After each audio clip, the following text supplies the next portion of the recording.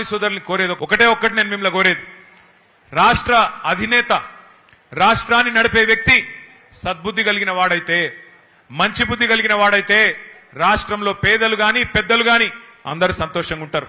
రాష్ట్రంలో హమాలీలు గాని లేదా మిల్లు యజమానులు గాని అందరూ సంతోషంగా ఉంటారు. 10 ఏళ్లు మనం అదే చూసినాం. కేసీఆర్ గారి ప్రభుత్వంలో రైతు బాగున్నాడు, అట్లాగే పారిశ్రామికవేత్తలు బాగున్నారు. కరెంటు బాగుంటే పారిశ్రామికవేత్తలు బాగుండే, కార్మికులు బాగుండే, అంతా సుభిక్షంగా ఉండే. కానీ కొంత ఏమరుపాటుతోని, కొంత మరి మన చిన్న చిన్న పొరపాట్ల వల్ల మనం అధికారం కోల్పోయినాం. బాధపడేదేం లేదు. ఇంతకుముందు సీనన్న చెప్పింది కరెక్ట్. అధికారం పోతే పోయింది, కానీ ప్రజల్లో మమకారం తగ్గలేదు. అధికారం పోతే పోయింది, కానీ ఇవాళ కొన్ని వాస్తవాలు మనకు కూడా తెలుస్తా ఉన్నాయి.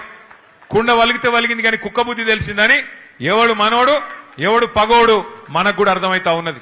ఎవరైతే ఇవాళ ఈ కష్ట సమయంలో కూడా మనతో నిలబడి ఉన్నారో, 18వ ఆవిర్భావ దినోత్సవం చేసుకుంటున్నాం. మేము హమాలీలం మా గుండెల్లో కేసీఆర్ ను పెట్టుకున్నాం. మీరు రావాలే అని చెప్పి ఇక్కడికి పిలుచుకున్న మా హమాలీ సోదరులకు మీ రుణం తప్పకుండా తీర్చుకుంటా, మీ ప్రతి సమస్య పరిష్కారం చేసే బాధ్యత నేను తీసుకుంటా అని చెప్పి మీకు విజ్ఞప్తి చేస్తా ఉన్నా. సీనన్నకు కూడా నేను చెప్తా ఉన్నా, ఇట్లే గట్టిగా ఉండండి, మిమ్మల్ని చేయగలిగింది ఏమీ లేదు.